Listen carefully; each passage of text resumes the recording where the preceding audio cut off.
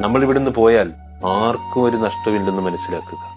സ്നേഹിക്കുന്നവർ സ്നേഹിക്കട്ടെ, വെറുക്കുന്നവർ വെറുത്തോട്ടെ, മറക്കുന്നവർ മറക്കട്ടെന്നേ, ഇഷ്ടപ്പെടുന്നവർ ഇഷ്ടപ്പെടട്ടെ.